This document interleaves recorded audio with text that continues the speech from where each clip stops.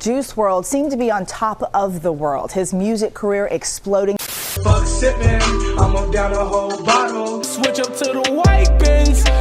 You made my heart break. I've been living fast.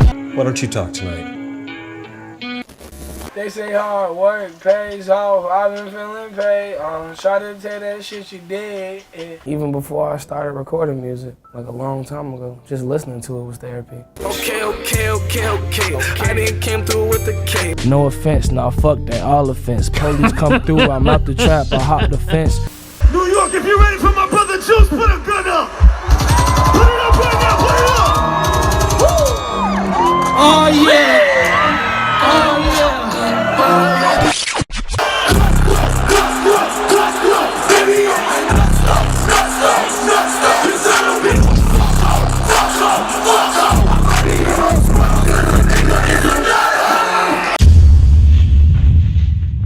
Gerard Anthony Higgins, also known as Juice WRLD, was born in Chicago and was actually nicknamed Juice the Kid before he even blew up. Now, I'm not sure if you guys are familiar with the term industry plant. Well, it basically means a lesser known artist just gets shoved into the mainstream without any sign of a core fan base or a come up that seems organic. And I'm not gonna lie to you, bro, when I first started hearing Juice WRLD pop up, for me at least, seemingly out of nowhere with the smash hit Lucid Dreams, I was like, whoa, how the hell is this guy so popular out of the blue like that? But that was just me being ignorant and not really doing any research. Before Juice even started rapping, he used to work at a factory for about 2 weeks till he realized like, oh nah, there's people here who's been working here for like 10 years making the same benefits as me? Nah, I can't do it. Out of all the 9 to 5s in the world, I'm blessed to be doing one that I don't mind.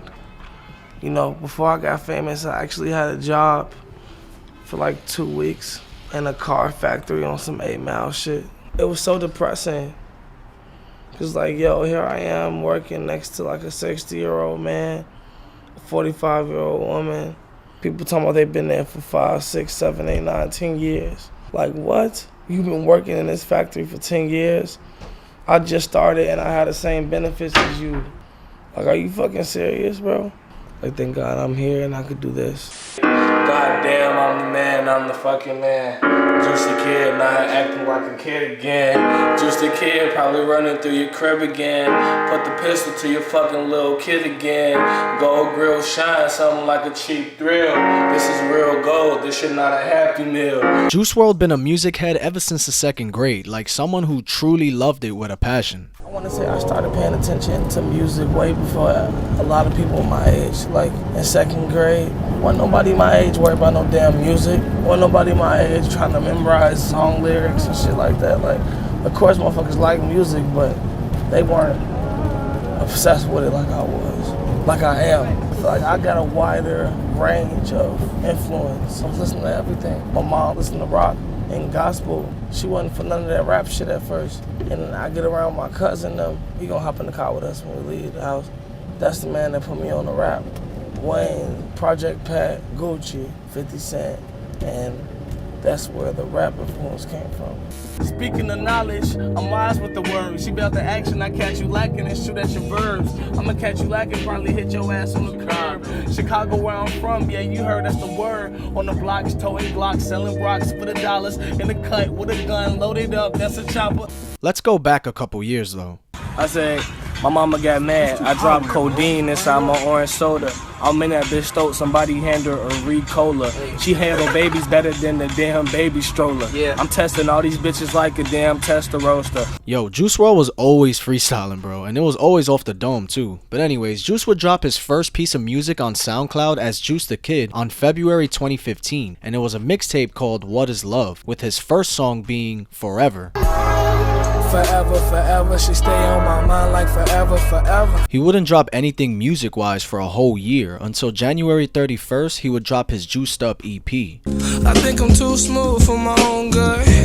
Think I'm too smooth for my own good. Speaking of the word juice in his name, he got it from 3 rappers: Tupac, Soulja Boy, because he had a mixtape called Juice Mixtape, and the MC Juice. Part of the reason why I kept Juice in my name wasn't only for Tupac. It was for 3 rappers actually. Tupac, Soulja Boy had an old tape called the Juice Mixtape, and then the MC Juice. I think he was one of the only people to beat Eminem in a rap battle. He wouldn't drop any tapes for a whole nother year until February 2017 with his Affliction EP. Shit's fire. To be honest, everything he makes is fire to me, but that's besides the point. Before I get your name, girl, I gotta warn ya. 2 months later, he would drop a 2-song EP called Heartbreak in Hollywood 999. Ooh, bad bitch only coming over for a taste. Then the next month, he would drop what is probably his most popular mixtape, because this is when he dropped the song Moonlight, in which he thought it was gonna blow him up. Lucid Dreams was originally on this tape as well, and to me personally, I think he really established and polished his style with this project. Dancing the moonlight, oh, dancing the moonlight, oh. Let me know what's up with you.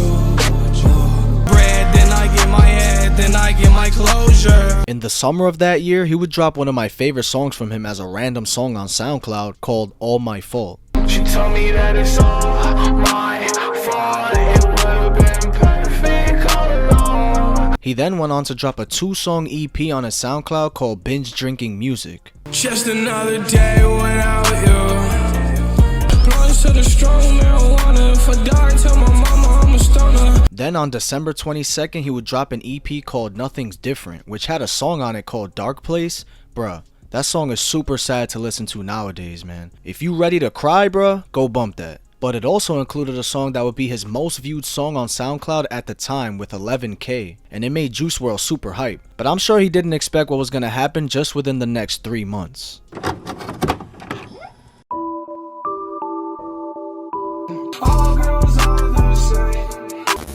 Cole Bennett, who is this generation's definition of, if you got a video with him, bruh, you blowing up. Or you made it, at least, for real. Once Juice dropped this music video, it arguably catapulted his career into the mainstream. At the time, in 2018, it reached as high as 60 million views. And just a month later, that boy Juice signed a $3 million deal with Interscope Records. And he signed to Lil Bibby's Grade A Productions. You ain't been too quiet, because to the right of you, you got Juice WRLD. Of course, man.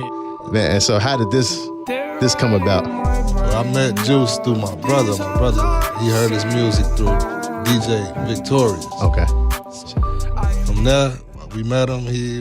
He was kind of new to the scene, you know what I'm saying? We you know, me, G Money, Herb, and everybody that we know. When we heard him, like, it's undeniable music, you know what I'm saying? So we just put all the resources into him, and it's just taking off like crazy. Then just 2 months later, in May of that year, he would collab with Cole Bennett again for the smash hit Lucid Dreams. I still see your shadows in my room. Which would eventually be one of the singles for his debut studio album, Goodbye and Good Riddance, released on May 23rd, which is a classic to me, with songs such as Black and White, Lean With Me, End of the Road, I'm Still, Scared of Love. Man, the whole shit is fire, really. In the original version, it actually didn't have Armed and Dangerous and Wasted on it, but with the inclusion of those 2 songs now, bruh, come on, it's gotta be a classic.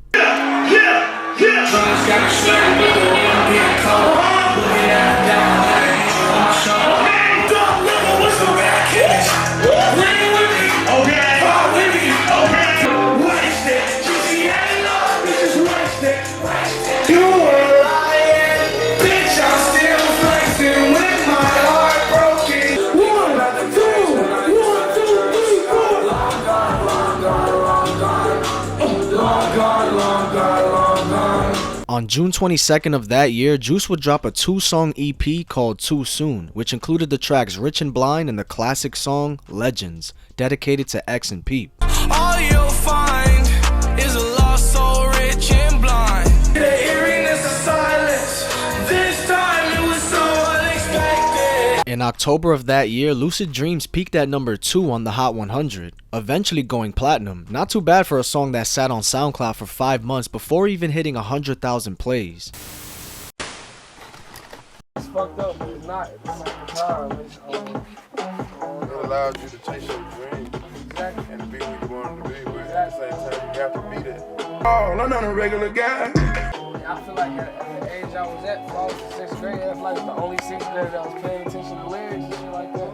Motherfuckers wasn't paying attention to what motherfuckers was saying. It's her body and nobody, I refuse to compromise. That fine child of just China, that shit. Yeah. Shaking and real and real. All of my bros to the south from I get high, and have no issue.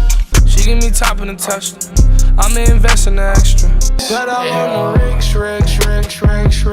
The World on Drugs released on October 19th and was a collaborative project with Juice and Future. Admittingly, at first, I wasn't the biggest fan because it felt kinda rushed to me, till it took a while to grow on me. This tape is actually pretty fire, and is a bit underrated to me. He also contributed to the soundtrack of Spider-Man Into the Spider-Verse with the song Hide, which is an amazing track, bro. She made me lead the thrills at home, and I'm fine with it. He was also featured on Ski Mask's Stokely album with the classic Nuketown track, bro. Glizzy crack your ass like Soulja Boy, screaming, yeah, nigga, bitch,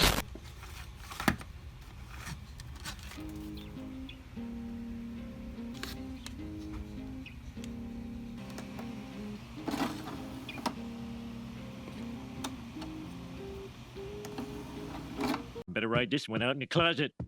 She told me put my heart in the bag. Death Race for Love was released on March 8th, 2019, debuting at #1 and sold 165,000 copies first week. It featured some fire tracks such as Empty, Fast, Hear Me Calling, Feeling, On God, and more. The album is fire to me, and I'm glad to own it on a CD signed by Juice himself, man. Good sex, let the conversations get a little deeper.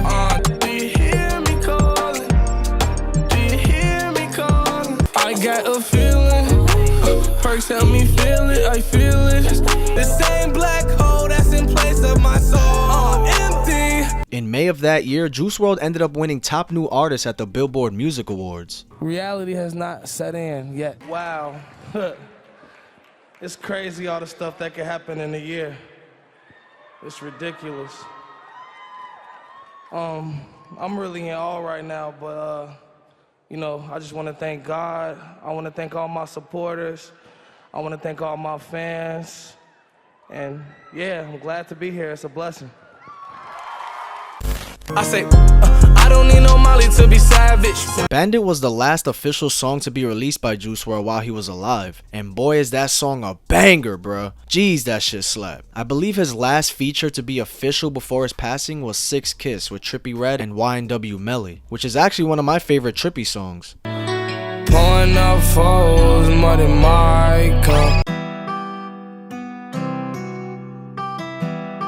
How do you deal with people always telling you can't, trying to like cause you to not reach your full potential? I mean, throughout life, there's always gonna be a lot of discouraging people that, you know, use the word can't and try to hold you back. But you just gotta stay true to yourself and make sure that, you know, you're aware of your potential and make sure that you know that we're all human beings, we all on the same earth. So with that being said, you can achieve anything, if not more than what you see other people achieving. And that's facts. And turn to the sudden and shocking death of rap star Juice WRLD. The 21-year-old, who was named Billboard's Best New Artist this year, suffered a medical emergency at Chicago's Midway Airport. So many questions as to how a seemingly healthy 21-year-old could die so unexpectedly. Man, I'm not even gonna use a script for this part. The death of Juice WRLD really hit me, bro. When X passed, it hit me a lot, and it still hurts. But for some reason, this hurt me more. I went to 2 Juice WRLD concerts last year, man. I saw him at Rolling Loud just 2 months before, and I listened to him literally every single day. I watched all his interviews, his Instagram lives, you name it. And when I woke up to that news, it was just so sudden, bro. A week after his 21st birthday. And what makes it so sad is the lyrics he talks about, man. He spoke a lot about his drug use and death and heartbreak. It's just kind of cringe to hear him talk about these things now, you know? It's like, oh, I wish that pilot never would have snitched, bro. Or I just wish that Juice would have just went to jail, bro. I'm sure his mans would have took some blame. Or he would have just got out on bail or something, man. It's just so unfortunate. The kid was ridiculously talented and was one of the best song makers / freestylers that I've ever seen, especially from the new generation, bro. He's the best out of any of these new guys in my opinion. And now we're getting, of course, a bunch of posthumous features. Bear me like a pharaoh with this money and my go-to. Bitch, I'm a druggie, so can you have my drugs from me? Do you worse than your ex-boyfriend did you? Monster, you get in my way, I'ma feed you to the monster. I turn the news on when I smell death in the air.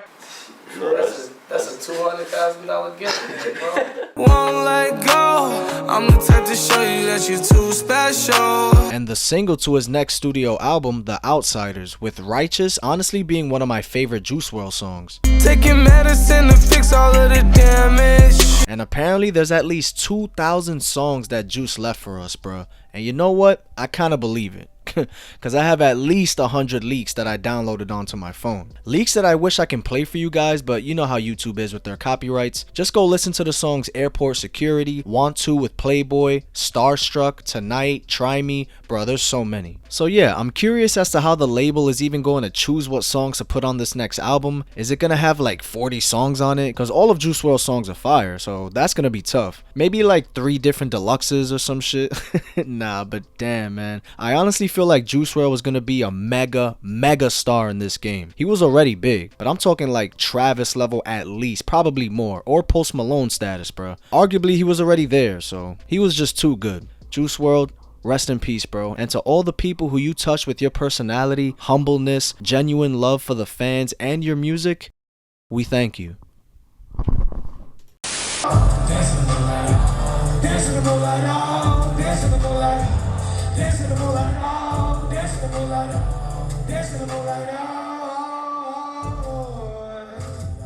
Bad bitch, hot like a motherfucker, hit the bitch up in June. Whoa, hey, hey.